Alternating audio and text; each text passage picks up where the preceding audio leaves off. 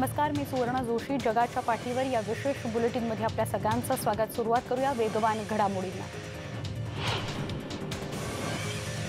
2 दिवसांच्या अल्पविरामानंतर फ्रान्सनं ब्रिटनहून आलेल्या अन्नधान्याच्या वाहनांवर बंदी घातली होती. ती अखेर मागे घेण्याचा निर्णय सरकारनं घेतला आहे. ही बंदी आता शिथिल करण्यात आली आहे. इथं अन्नधान्याची टंचाई जाणवण्याची भीती व्यक्त करण्यात येत आहे. अशा गाड्या घेऊन येणाऱ्या चालकांना कोरोनाची चाचणी करावी लागेल. तसंच त्यांना देशात आणि त्यांच्या नियोजित ठिकाणी जाण्यासाठी विशिष्ट मार्गाचाच अवलंब करावा लागेल. फ्रान्सकडे जाण्यासाठी डोव्हर बंदराजवळ थांबलेले ट्रक चालक आणि ट्रक तसंच कंटेनरसह इतर वाहनांच्या लांबच लांब रांगा लागलेल्या दिसत होत्या. इतकंच नाही तर परतीच्या वेळी सुद्धा त्यांना पुन्हा चाचणी करावी लागेल असं प्रशासनाने स्पष्ट केलं. ब्रिटनच्या परिवहन सचिवांनी मंगळवारी उशिरा सांगितलंय की फ्रान्सचे ब्रिटनहून येणाऱ्या ट्रकसह सगळ्या प्रकारच्या वाहनांवरील बंदी शिथिल केली गेली आहे. सगळ्यांना कोरोनाची चाचणी करणं बंधनकारक आहे. गेले 2 दिवस शेकडो वाहनं देशात प्रवेश करण्याची परवानगी देण्यात आली नव्हती. सध्या फ्रान्समध्ये ख्रिसमसची मोठी तयारी सुरू आहे. या दरम्यान मोठ्या प्रमाणात उलाढाल होत असते. ब्रिटनच्या पर्यटकांना मात्र या महिन्याअखेरपर्यंत फ्रान्समध्ये बंदी आहे. लोकांनी कोविड-19च्या नियमांचं काटेकोरपणे पालन करावं असं आवाहन पुन्हा अमेरिकेच्या आरोग्य विभागाकडून करण्यात आलंय. सध्या देशात कोरोनाची दुसरी लाट सक्रिय असून बहुसंख्य हॉस्पिटल्समध्ये आयसीयू भरलेली आहेत. काही वेळा व्हेंटिलेटर सुद्धा मिळत नाहीत. यामुळे लोकांना बेफिक्रीनं वागून चालणार नाही. सुट्टीच्या दिवशी सुद्धा एकत्र येऊ नये, कारण त्यामुळे कोरोना वाढण्याचा धोका आहे असं आरोग्य विभागाचं म्हणणं आहे. कॅलिफोर्निया वासियांना सुद्धा असंच आवाहन करण्यात आलंय. जॉर्जियाचे गव्हर्नर ब्रायन केम्प यांचं म्हणणं आहे की त्यांच्या राज्यात या आठवड्यात मॉडर्ना कोरोना व्हायरस लसीचे 1,74,000 डोस मिळतील. अटलांटा इथं मंगळवारी एका पत्रकार परिषदेत ते माहिती देत होते. लसीकरण कार्यक्रमाच्या पहिल्या टप्प्यात आरोग्य सेवेच्या कर्मचाऱ्यांना रोग प्रतिबंधक औषध देण्याकरता राज्यातील रुग्णालयं, फार्मसी आणि क्लिनिक्समध्ये डोस पाठवता येतील असे संकेत केम्प यांनी दिलेत. लस येणार असली तरीही कुटुंबियांनी एकत्र येताच सुट्टीच्या काळातही सावधगिरी बाळगायलाच हवी आहे असं केम्प यांनी नागरिकांना सांगितलंय. अंतराच्या नियमाचं पालन केलंच पाहिजे. कोरोना लवकर संपेल असा आशावादही त्यांनी व्यक्त केला. कॅलिफोर्निया वासियांना प्रशासनानं महत्त्वाचा इशारा दिलाय. यानुसार उन्हाळ्याची सुट्टी यावेळी साधेपणानं किंवा कोणत्याही प्रकारच्या सहलीचं आयोजन न करता करावी असं आवाहन करण्यात आलंय. हिवाळ्याची सुट्टी म्हणजे 25 तारखेची क्रिसमसची सुट्टी त्याच्यासाठीचं हे आवाहन आहे. जर अधिकच्या संख्येनं लोक एकत्र आली तर कोरोनाचा धोका अधिक पटीनं वाढू शकतो अशी भीती कॅलिफोर्नियाच्या प्रशासनानं व्यक्त केली आहे. गेल्या 2 आठवड्यांमध्ये राज्यात 50,000पेक्षा जास्त कोरोना पॉझिटिव्ह रुग्णांची नोंद झाली आहे आणि गव्हर्नर गॅविन न्यूजम यांनी म्हटलंय की एका सर्वेक्षणानुसार पुढच्या एका महिन्यात कॅलिफोर्नियामध्ये सुमारे 1,00,000 बाधितांना रुग्णालयात दाखल करावं लागेल. आरोग्य सेवा तज्ज्ञांनी लोकांना घरी राहण्याची विनंती केली आहे. अत्यावश्यक कामाकरता बाहेर पडलात तर तोंड आणि चेहरा झाकून बाहेर पडा असं आवाहन सुद्धा करण्यात आलेलं आहे. गव्हर्नर टोनी एव्हर्स यांनी मंगळवारी स्पष्ट केलं की त्यांच्या प्रशासनानं वैद्यकीय चाचणी कंपनीबरोबर भागीदारी केली आहे. ज्यांना ताप आहे किंवा काही लक्षणं आहेत अशांनीच कोरोनाची चाचणी केली जात असल्याचं गव्हर्नर टोनी म्हणाले. पण चाचण्या कमी केल्या तर कोरोनाचे रुग्ण सापडून त्यावर उपचार करण्यात अडचणी येत आहेत असं आरोग्य अधिकाऱ्यांना वाटतंय. सध्या विस्कॉन्सिन या राज्यात दररोज सुमारे 20,000 चाचण्या केल्या जात आहेत. सोमवारी आणि मंगळवार दरम्यान सुमारे 7,000 लोकांची चाचणी केली गेली. नोव्हेंबरप्रमाणेच राज्यात कोरोनाच्या चाचण्यांचं प्रमाण वाढवण्याची मागणी आता जोर धरते. खासगी आरोग्य विमा असलेल्या लोकांना कोरोनाचे उपचार करताना विम्यानं मोठा दिलासा दिलेला आहे. अनेकदा मोठे रोग हे विम्याच्या कक्षेत येत नाहीत, पण यावेळी जगभरातल्या विमा कंपन्यांनी कोरोनाग्रस्तांना आरोग्य विम्याचं संरक्षण दिल्यानं अनेकांना मोठा दिलासा मिळाला आहे. त्यामुळे लोकांची लाखो रुपयांची कोरोनाची बिलं विम्यासाठी पात्र झाल्यानं समाधान व्यक्त केलं जात आहे. प्रामुख्यानं अमेरिकेमध्ये लोकांना या विमा संरक्षणाचा मोठा फायदा होतोय. सध्या अमेरिकेत असलेली मंदीची लाट त्यातच कोरोनाची दुसरी लाट असल्यामुळे कोरोनाच्या दुसऱ्या लाटेची चर्चा असल्यामुळे यंत्रणा हादरल्या आहेत. पण सामान्य अमेरिकन नागरिकांना सध्या कोरोनाच्या विम्याचं हे संरक्षण कवच म्हणून फायद्याचं ठरत आहे. सध्या अमेरिकेसह संपूर्ण जगावर कोरोनाचं संकट कायम आहे. अनेक जण अद्यापही कोरोनाचा सामना करतायत. अमेरिकेसह जगातल्या अनेक देशांमध्ये कोरोनाची आणखी एक लाट आल्याची चर्चा आहे. अशात अमेरिकेचे राष्ट्राध्यक्ष जो बायडन यांनी कोरोनाच्या अडचणीच्या काळात देशातील लाखो रुग्णांची शुश्रूषा करणाऱ्या कोरोना योद्ध्यांचं मनापासून आभार मानलेत. त्यांनी फ्रंटलाईन कामगार, वैज्ञानिक, संशोधक, क्लिनिकल ट्रायल सहभागी आणि सुट्टीच्या हंगामात तैनात असलेल्या कुटुंबातील सदस्यांचे विशेष आभार मानले। येणारा ख्रिसमसचा कालखंड खूप आव्हानात्मक आहे असं बायडन म्हणाले। देशात वाढत असलेल्या कोरोना रुग्णांची वाढती संख्या पाहता कोरोना योद्ध्यांची जबाबदारी अद्यापही संपलेली नाही असं बायडन म्हणाले। अमेरिकेत नव्यानं मंजूर झालेल्या विधेयकामुळे न्यूयॉर्क आणि सगळ्या अमेरिकेत नागरिकांना विनामूल्य कोविडची लस पुरवता येणार असल्याची घोषणा अमेरिकेचे सेनेटर चक शुमर यांनी केली आहे। हे विधेयक सभागृह आणि सिनेटमध्ये मंजूर करण्यात आले। ते पुढील स्वाक्षऱ्यांकरता डोनाल्ड ट्रम्प यांच्याकडे पाठवण्यात आले।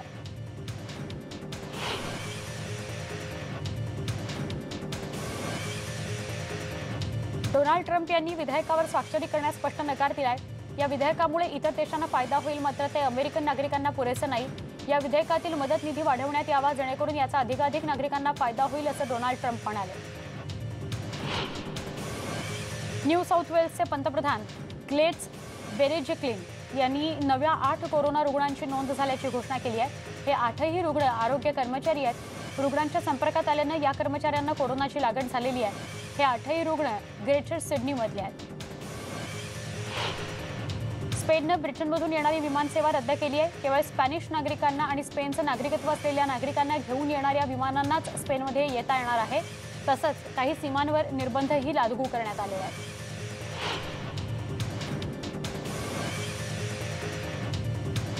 न्यू इयर आणि ख्रिसमसच्या पार्श्वभूमीवर ब्राझीलच्या साओ पावलोमध्ये कडक निर्बंध लागू करण्यात आले।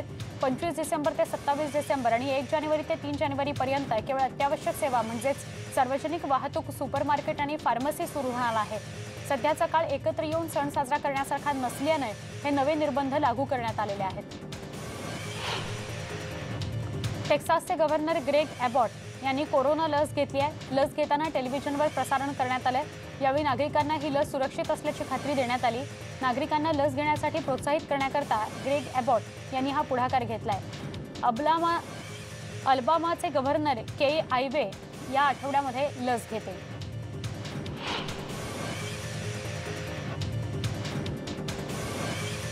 हंगेरियन सरकारनं ख्रिसमसच्या पूर्वसंध्येला व्हायरसवरील निर्बंध शिथिल करण्याची घोषणा केली आहे। 24 डिसेंबरच्या संध्याकाळपासून 25 डिसेंबरच्या सकाळपर्यंत रात्रीचा कर्फ्यू घोषित करण्यात आला होता। 11 नोव्हेंबरपासून देशभरात संध्याकाळी 8 ते सकाळी 5 या वेळेत कर्फ्यू लागू झाला आहे। सध्याच्या निर्बंधांनुसार कार्यक्रमावर सर्वसाधारणपणे बंदी लागू शकते, तर रेस्टॉरंट्स फक्त होम डिलिव्हरी पुरतीच मर्यादित ठेवण्यात आली आहेत आणि व्यवसाय उद्योग संध्याकाळी 7 वाजता बंद झाले पाहिजेत असा नियम लागू करण्यात आलाय। तर कौटुंबिक मेळावे 10 लोकांपुरतेच मर्यादित करण्यात आले आहेत।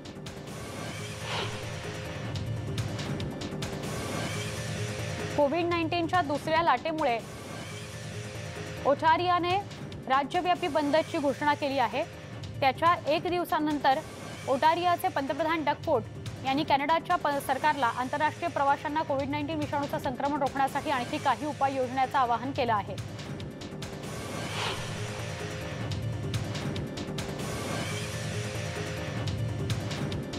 अमेरिकेचे उपराष्ट्रपती माईक पेन्स यांनी फ्लोरिडामधील तरुण पुराणमतवादी संघटनेला स्पष्ट केलंय की राष्ट्रपतींचं प्रशासन प्रत्येक कायदेशीर मतमोजणी होईपर्यंत आणि प्रत्येक बेकायदेशीर मत बाद केल्याशिवाय ही निवडणूक लढा देणार नाही।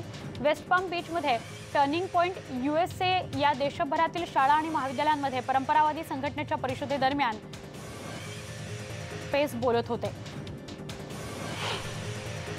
चिलीमध्ये लोकांच्या घामाच्या वासाने कोविड-19 बाधित रुग्णांना शोधण्यासाठी प्रशिक्षित कुत्रे तैनात करण्यात आले। ते प्रशिक्षित कुत्रे मंगळवारी चिलीच्या आंतरराष्ट्रीय विमानतळावर दाखल झाले। कोरोना व्हायरस स्निफिंग कॅनल्स हा एक चिली सरकारने सुरू केलेला कोरोना विषाणू संक्रमित प्रवाशांना ओळखण्यासाठीचा जलद आणि कमी प्रभावी पद्धतीचा एक मार्ग आहे।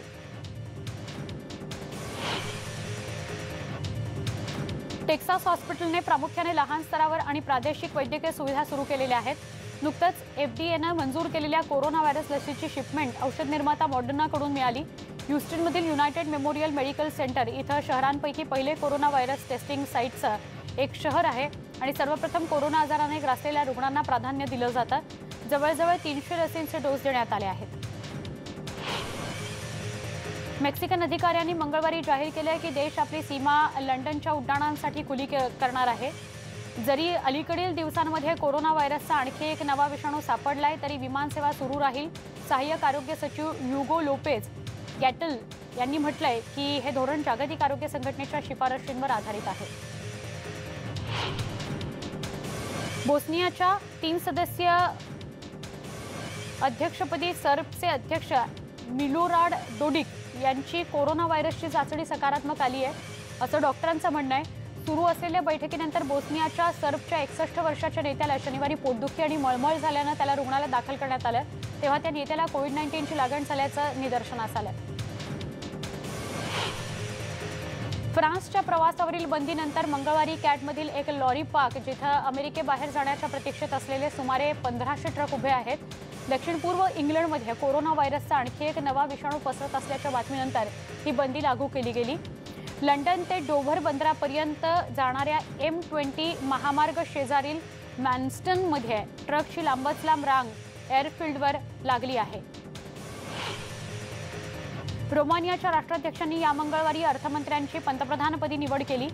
या महिन्याच्या सुरुवातीला झालेल्या संसदीय निवडणुकीमध्ये बहुमत मिळवणाऱ्या डाव्या बाजूच्या सत्ताधारी पक्षाला सत्तेपासून दूर ठेवण्यासाठी 3 पश्चिम समर्थक गट सैन्यात सामील झाले. त्यानंतर रोमानियाच्या अध्यक्षांनी मंगळवारी सत्तेतून बाहेर पडणारे अर्थमंत्री यांची पंतप्रधानपदी नियुक्ती केली. मंगळवारी पेरूमध्ये कोरोना व्हायरस प्रकरणांची 1 दशलक्ष नोंद झाली.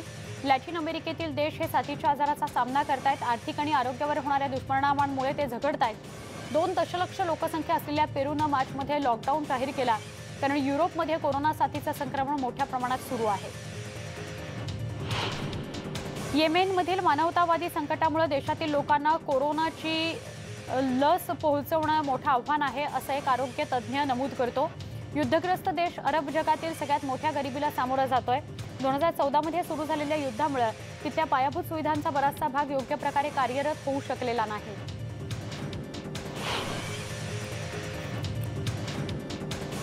डोनाल्ड ट्रम्प यांनी मंगळवारी रिपब्लिकन मित्रपक्षासह 15 जणांना माफी दिली. या 2016 रशिया मोहिमेत चौकशीत अडकलेले अधिकारी आणि 2007च्या बगदादच्या हत्याकांडात दोषी आढळलेले माजी सरकारी कॉन्ट्रॅक्टर्स यांचा समावेश आहे.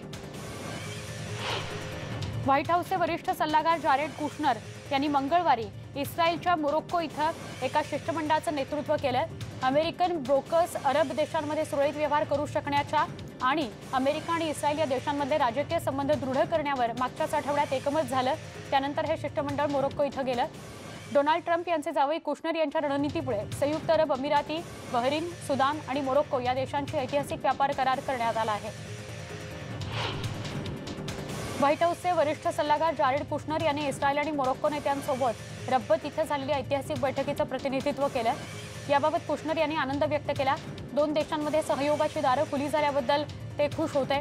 दरम्यान या कराराचा भाग म्हणून मोरोक्कोच्या पाश्चात्य सहारावरील सार्वभौमत्वाच्या निर्णयावर मात्र अमेरिकेतून आणि आफ्रिकन देशांमधूनही विरोध होतो आहे. कॅलिफोर्नियाचे गव्हर्नर गॅव्हिन न्यूसम यांनी मंगळवारी राज्याच्या सचिवपदी अलेक्स पॅडिला यांची नियुक्ती केली. उपराष्ट्रपती पदासाठी निवड झालेल्या कमला हॅरिस यांच्या रिक्त जागी अमेरिकेचे पुढील सिनेट म्हणून त्यांची नियुक्ती करण्यात आली. मेक्सिकन स्थलांतरिताची मुलगी असलेली पॅडिला कॅलिफोर्नियाच्या पहिल्या लॅटिन सिनेटर ठरलेल्या आहेत. त्या राज्यातल्या 40% लोकसंख्या असलेल्या गटाचं प्रतिनिधित्व करणार आहे. इस्रायलमध्ये पुढच्या 2 वर्षात चौथी निवडणूक होणार आहे. यावर नेसेटच्या प्रवक्त्यांनी शिक्कामोर्तब केलं. अंतिम बजेट पास करण्याची मध्यरात्रीपर्यंतच मुदत आहे. अन्यथा मार्च 23 पर्यंत निवडणुका घ्याव्या लागणार आहेत. बजेट पास करण्यात अपयश आलं तर इस्रायल सरकार कोलमडणार आहे. एक छोटासा ब्रेक, लगेच भेटूया. पहा फक्त न्यूज 18 लोकमत.